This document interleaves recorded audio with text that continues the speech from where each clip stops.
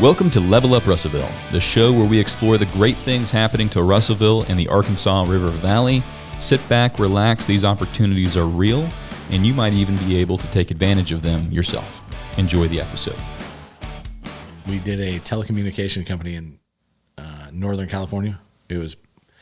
We built and maintenance and worked on cell phone sites for AT&T and Verizon. Wow. It's quite the shift. Yeah. Well, it's crazy because we moved here before our oldest was in kindergarten because we didn't want to move schools. So we said, hey, we got to make a decision. And God showed up and just said, hey, here you go. We sold our house, sold the company, bought a house, and we were here in 7 days. Wow. Mm-hmm. Had you been here before? Yeah, my sister and brother-in-law, they moved to Little Rock, in 2017? No, your sister and brother-in-law? 2013. He was here. 2013. Yeah. For work. And then it was supposed to be short term. And after about a year, they're like, we love it. We're going to sell our house, stay in Little Rock. And so we partnered with my parents and said, if y'all move, we'll move. So we knew at some point we would come. We just didn't know the timing of it all. It probably happened 6 months faster than we had anticipated. And so, yeah, it was a whirlwind. Don't look back. Don't miss California? No, not a bit. What part were you from? South, north? North. Yeah, The Bay Area? San Francisco area. Okay. Mm-hmm. And is that, how much more north can you get in California? Is there quite a bit? Mm-hmm. Yeah, a couple 100 miles. Okay. Mm-hmm. Yeah, I've heard a lot of people. Well, there's actually a lot of people that have recently come here to even Russellville from California. Oh, yeah. And a lot of them are business owners, and most of them don't miss it. Yeah. Mm-hmm. There's I think the cat's out of the bag about Arkansas, to be honest. Yeah. It is it's a cool spot, especially y'all like to get outside. Mm-hmm. I mean, hopefully you run a landscaping company. Yeah. But as far as recreation. No, we don't do the sun. Yeah. We do. So my girls, what was it, 5 years ago? We started the day after Christmas, my brother and his family would come down, and we started doing duck and goose hunting. And so they love it. But in California, they would have never thought about shooting guns, but now they get guns for Christmas and, and they'll sit out there in the cold, freezing cold, and they love it. Yeah. So not so much for mom, but it's all good. Not my thing. That's awesome. So y'all have been in the entrepreneurship space for how long? 10, 20 years? Oh, man. Yeah, 20 plus years. Mm-hmm. Yeah, we started in... Yeah, I mean, even out of high school, everything I did was a 1099 contractor. So I really never worked for somebody. I mean, but we started UCSS in 2008. Sounds good. Somewhere in 2000. Yeah.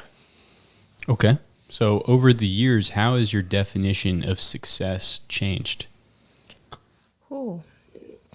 And while you think about it, I'll just say that mine's been evolving too over the last, I've been an entrepreneur for 5 years. I've been inspiring for a long time, but just didn't do it until about 5 years ago. Mm-hmm. At first, I thought it was just about money. Yeah. Yeah. And then now part of me is like, well, success is also just being able to continue to do it. Mm-hmm. Yeah. Like even through the famines. Mm-hmm. Mm-hmm. Like I'd much rather, do this for myself than go clock in somewhere at some corporate job. Yeah. I would say in California was definitely based on money. All decisions, everything was based on money, but that's because that's what I thought, right? Was success was money. Moving here, it's definitely changed. Mm-hmm. Success is how many people can I change their lives in, whether it be employees, customers, how can I make a difference in their life? Mm-hmm. Either from speaking words to them or just doing something kind or, showing them a good service. Yeah. And I think too, for our own family, like success looks like giving us the freedom to, you know, have the time to be the one to drop the kids off and pick them up from school and stay home with them on a day that they're sick or go on the field trip. Like being an entrepreneur gives us the freedom to kind of dictate what our life looks like. And so that's, you know, we don't overlook that as a huge blessing, you know. What about the mindset of like hustle? Like you got to get after it, work a lot. Otherwise, you know, other people are passing you up. And sometimes that could put you in a spot where you're not spending the time with the kids. Mm-hmm. Have you ever dealt with that, or has there always been a clear balance? We did, for about a year, we did Business on Purpose. It was a business coaching. Mm-hmm. So every other week we'd meet with our coach on the phone or Zoom call. And he really helped us look at that of you've got to stay focused, but you still have to have your guidelines and your boundaries for family and work, you know? And I think that was a huge thing for us that changed. It's crazy how you look at it. I got to work more to be able to produce more. And really it's not. It's if you work the amount of hours that you need to just to, for a work day and stop and give yourself boundaries, you're actually more productive, you know, the next day and the next day. And it kind of keeps trickling down and yeah. And I feel like too, as like business owners, it never ends, right? So if you don't set a boundary, like, I mean, you work 24 hours a day if you can, because there's always a way to improve, a way to get better.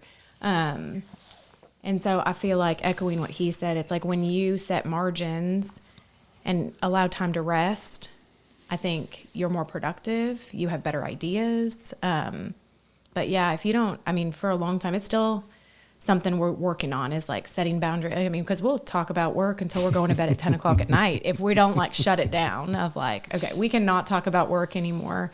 So I think that setting those boundaries is really healthy and makes us better owners, better spouses, better parents when we, you know, draw a line of, you know, we got to stop. Yeah, we started Business on Purpose helped us with a it's called non-negotiable schedule. So it's kind of like a budget of your time. You're telling your time what you're going to do, not your time's not telling you what to do. You know, when a fire comes up or emergency, it's like, do I need to take care of that now or can I wait? That needs to wait until that time comes. Mm-hmm. And that allows you to not be so scattered everywhere, you know, throughout the day. Because for me, and I have quite a few friends that are business owners, and it's the same thing. You're always just chasing what fire's the biggest. What do I need to put out instead of just letting that? I mean, most fires burn and they go out.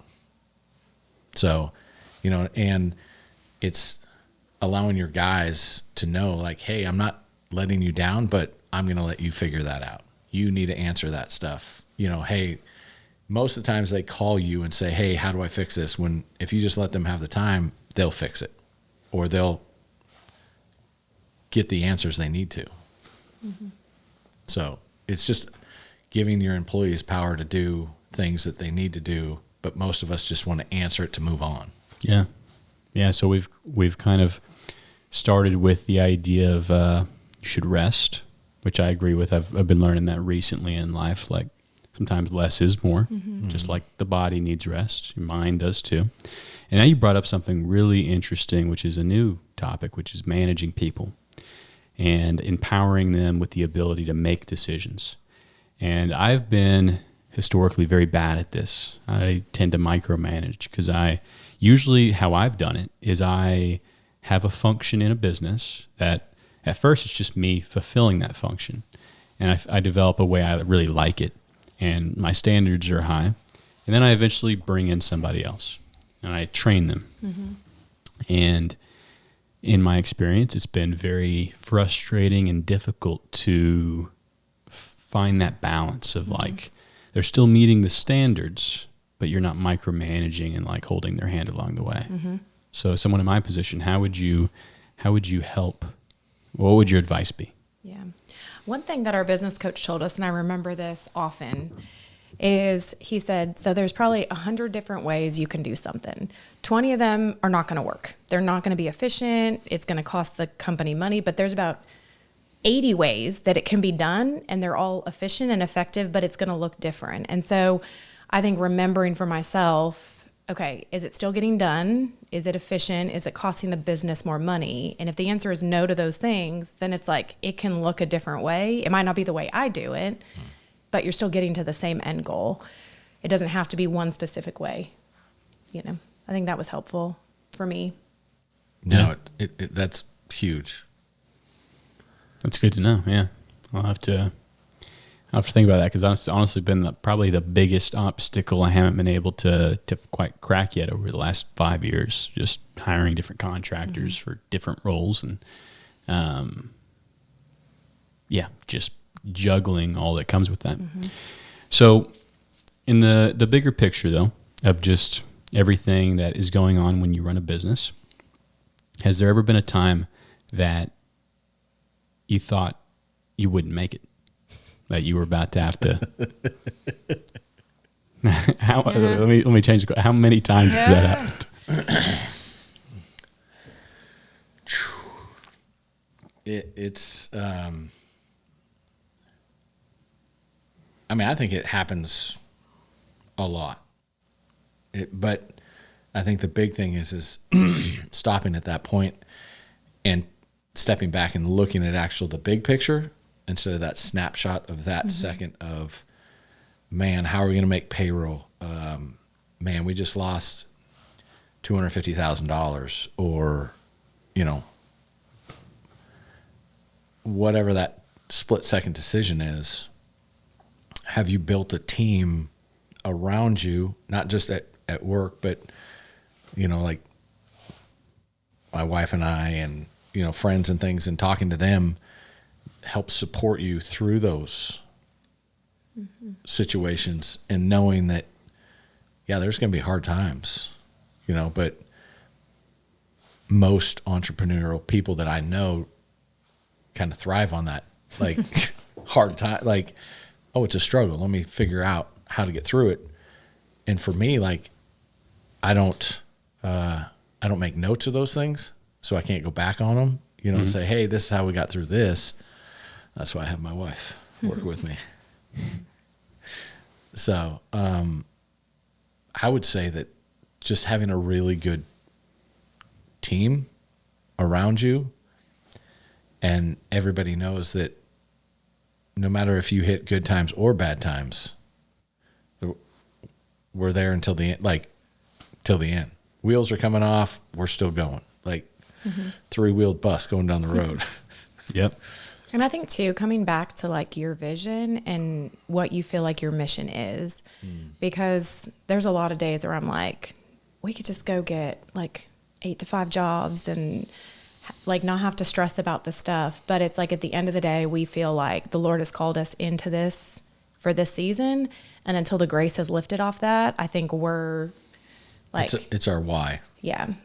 So I think that's what it comes down to, is knowing this is why we're doing it. It makes it easier to stick through those days where you're like, is it worth it? Yeah. How did you determine that was what you were supposed to do? Was it a feeling? Was there a sign?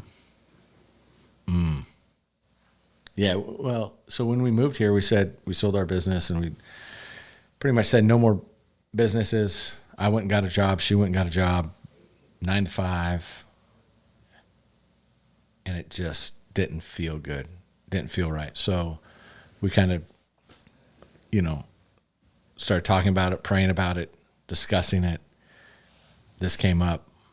And I think the why has changed. But it was more of the doors getting opened, God opening doors for us at the right place at the right time, allowing us to do things and keep going is pretty much why we keep doing it. Yeah.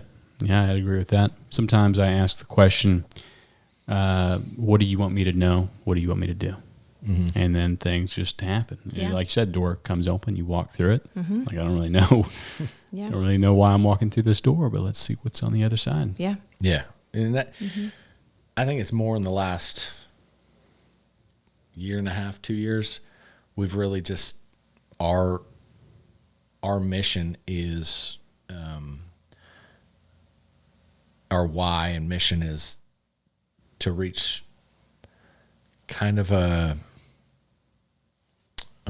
workforce that doesn't get chances, don't get loved on. There's a lot of, people say, oh, that's kind of there's a lot of drugs and alcohol and, so we've found that pouring into other people, we get poured into, like you said, that door gets open. You're like, I don't know what I'm doing here, but I'm just going to keep going. So. Yeah, that's a door that, like, hiring people that maybe need second chances. Mm-hmm. That's something that you could easily let fear kind of guide you. Mm-hmm. Like, well, I'm not going to do that because then, what if this happens or what if that happens, But have y'all met Chris Abington before? He's the guy that owns this whole place we're in.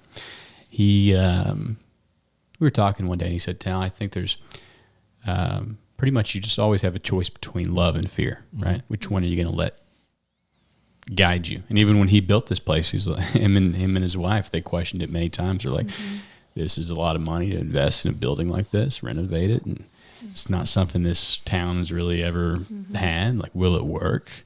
But the door was open, so he had to go through it. Mm-hmm. Mm. Well, and I think looking back and making a decision out of fear and regretting what would have happened versus making a decision out of love, like you say, if it doesn't work out, you could still sleep at night knowing that, what we did, what we felt we were called to do, and maybe it wasn't the result that we necessarily had envisioned, but we can trust that the Lord's going to use that and our obedience for something good. I can sleep at night with that. Mm-hmm. So. Yeah, absolutely. So to transition a little bit into, let's talk about competition and collaboration, because these are kind of the same sort of thing, love and fear.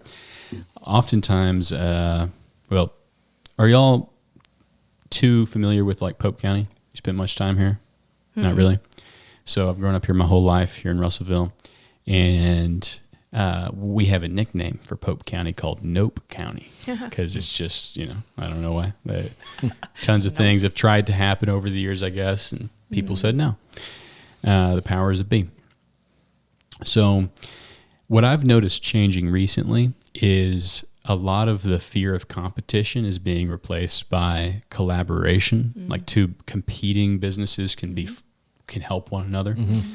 So how does that relate to your industry? Whereas we were talking a moment ago, like the barrier to entry to lawn care is very low. You can have high schoolers hopping in the game all the time. Mm-hmm. How does that affect y'all? How do you navigate that? Go ahead.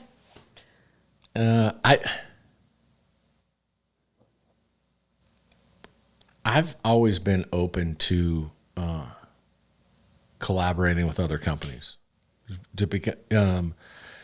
For one, I think it helps equalize the field all the way across the board, so you don't have people bidding down the work instead of making it where it should, a good level. That's interesting. I haven't thought about that. And basically, there's enough work out there for everybody. There truly is. And it all depends on the clientele that you're going for.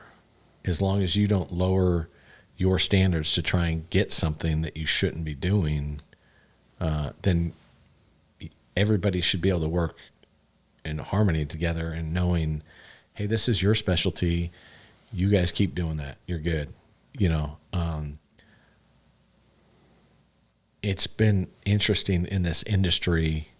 There's not a lot of talking amongst companies, if you will, because they don't want you to come and take their work from them. You know, because everybody, it's that dog eat dog. You know, everybody's trying to lower their bid to get the work. But we have found doing less work for more money is more profitable than doing more work for less money, you know, because your profit margins are down and all that. So we came up with ideal customers, and we put it through all of that. Does it fit our ideal customer to be able to stay in those price range? But I think it would be great if you had a green industry community come together and, you know, because in California, like there was 6 tower companies, and we literally would go on jobs and we just rotated who got the job. Really? Everybody knew, okay, hey, it's John's, they're getting the bid. John, what are you going to bid? So the leads came in to like the central source, and y'all just rotated them. Well, there was pretty much a handful of companies that were at every bid pretty much. Gotcha. And we would all say, hey, what are you coming in at? And I'll come in higher. Gotcha. And so it was just a respect thing to everybody Yeah. Everybody had work, and we weren't going too high or anything. It was just everybody, and we stayed good. Yeah. I've never thought about what you said a second ago. Basically, if you help your competition, you equalize, no one's bidding down. Because like say you have let's just take an example of a kid. Same thing with this industry, like cameras. It's not hard to get a camera. Start go shooting commercials for people and underbid projects. But if you taught that person or had some sort of resource for them to accelerate their skills, they'll realize it's worth much more than that. Yeah. That's interesting. Yeah. Well, at that point, you're now going off of your service and your quality that your company produces, you know, and if everybody is on the same page, you know, you've kind of equalized it out to, I'm not trying to underbid the next guy. We're, you know, at the same playing field now. Yeah. Now it's more about maybe, like you said, specialties a minute ago, like a niche. Like, hey, he's really good at building these rock walls. Y'all are really good at this type of thing. This guy over here. Have y'all ever heard of Cobb houses before? No. No? Have you heard of Adobe? Yeah. Yeah. Very similar to Adobe. And I got to find a company around here or people that know how to build this. I'm working on one. Oh, really? It's a long term. It's still a ways out, but we got the land, and I've went to a workshop to learn how to build Cobb. So Adobe's bricks. Yep. Cobb is just monolithic. It's like you build the whole wall in not one go, like one day, but you jigsaw it together and it dries into one monolithic structure. Huh. And you live in it? Yeah. So there's a lot of benefits. There's no insulation, but you build them really thick for a high thermal mass. Yep. And it's healthy. You plaster it at the end. It looks nice. It's dirt cheap, you know. There it is. You can get real smart about it, and really, it's very ancient, you know. But you can almost have no energy bill for like cooling or heating if you do it the right way. What's his name? Carl. I think he's here in Russellville. Rob Heffley's buddy.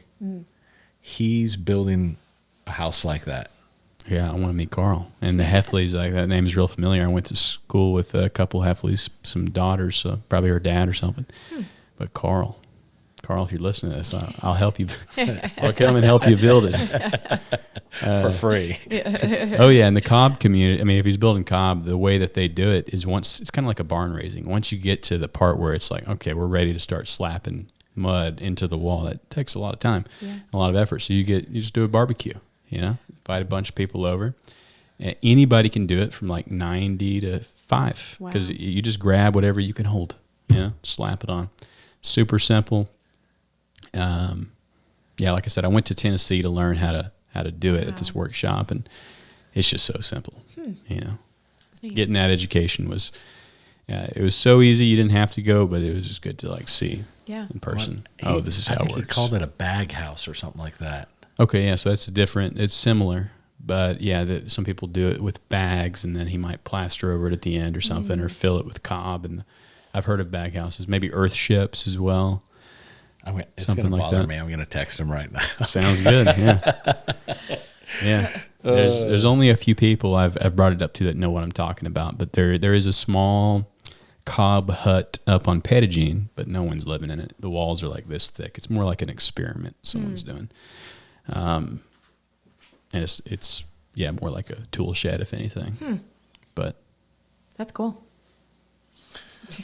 I'm gonna have to find out. It's I don't know how I don't know how anyone could turn that into like a profitable business necessarily, but it's just interesting. Like my generation, I'm Gen Z. What are y'all, Gen X? Probably. Yeah. Oh no, I don't follow born in 85. What would that be? 80s.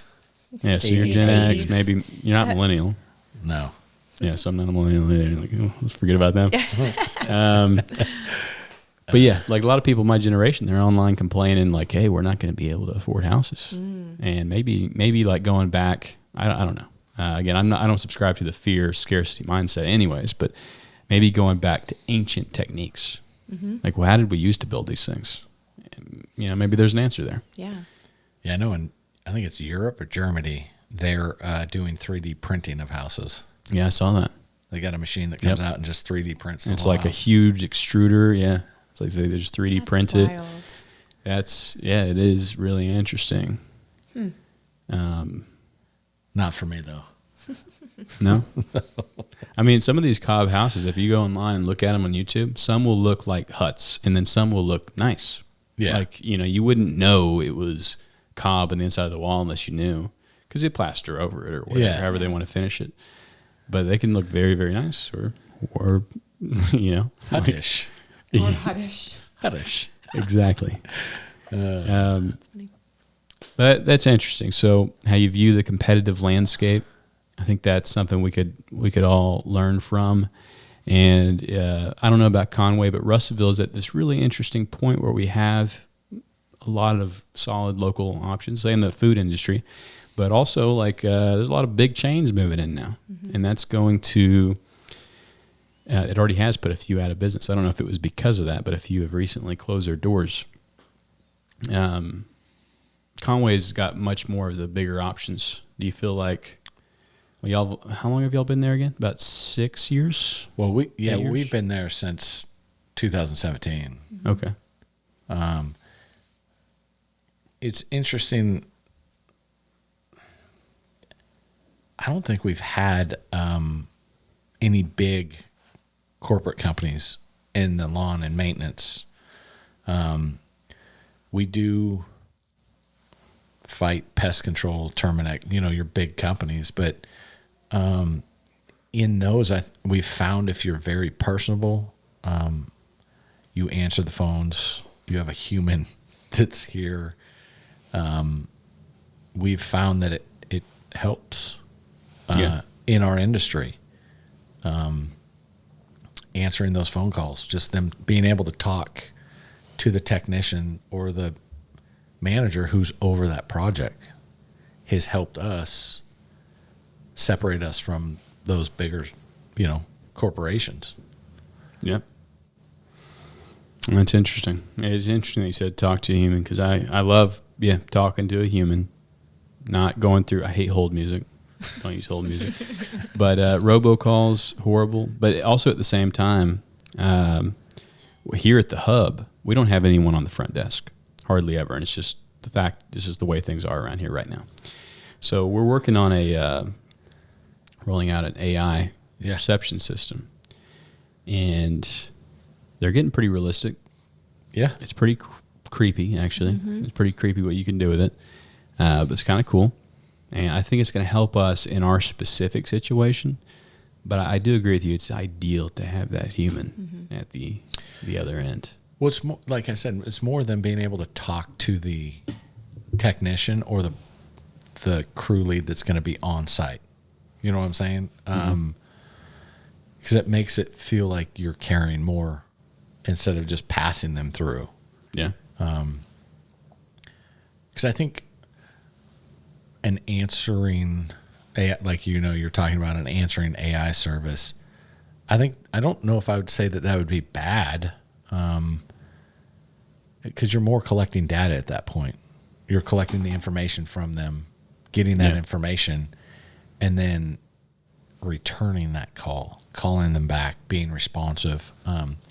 We found that that's a huge thing. We've gotten deals because A, we were the only person that showed up when we said we were going to, or B, we responded back to them, because just like anybody, we're human and we make mistakes and we drop the ball and things slip through the crack. And it's taking that and admitting, hey, I'm sorry. I let that drop, and then still pursuing it and not just giving up. Amen. I like that. Well, at this point, do we have any parting words to the listener who, again, at the very least, they're from Arkansas, but probably running a business of some kind, and they're either having a great season, I guess, or maybe business is dying down. Anything you want to leave them with? Oh, man, I feel like you're more inspirational when it comes to entrepreneurs. Jeremy's he's the entrepreneur bone in his body, but Don't quit. I mean, yeah. Or maybe quit. I don't know. Or maybe, yeah. Like, are you doing it for the right reasons? Yeah. Well, I think the big thing is when I moved from California to here, sold their business there, the why behind your what is a huge, huge thing. And I would say a huge change in our business is when we brought prayer into our company. And we stand behind and help all of our employees and our customers however we can. I think that's the biggest thing, is being true to what you say you're going to do, and being true to who you are, and not bending just because, society says or the world says or whatever it is, but just staying true to your why and your what. Yeah, I like that. And on that note, I will recommend a book to the listeners and to y'all if you haven't read it, Living Fearless. You heard of that book? I haven't. It's by a guy named Jamie Winship, and Chris Abington recommended it to me. But it's about finding your identity, and it takes you through this process. And this guy's like, I believe he's like a missionary in the Middle East somewhere, and it's like finding your identity, your God-given identity. And once you know that, then you could have 80 different jobs that support that identity. So it's the why behind the what. The what at that point almost doesn't really matter. Yeah. Because you know the why. That's right. And you put it to words through this process in the book, and then it's like, oh yeah, Well, and I find that true. Like, once we know our why, like, it could be a landscape business. It could look like a lot of different things. This is just what we're choosing to do right now. But our why wouldn't change if we moved on from Olive Branch. Our why is still the same. It's just like you said, this is our what of how we're carrying that out right now. So. Yep. Amen to that. Drop the mic. Drop the mic. All right. Well, thanks for joining us. Yeah. Thanks for listening, everybody. Thanks for having us. Appreciate it. This episode is brought to you by our partners and collaborators in the Arkansas River Valley. If you've enjoyed this episode, visit rvtownsquare.com. Give us an email, a text, a call. Let us know who you want to see on the show next. Thank you for listening. Have a good day.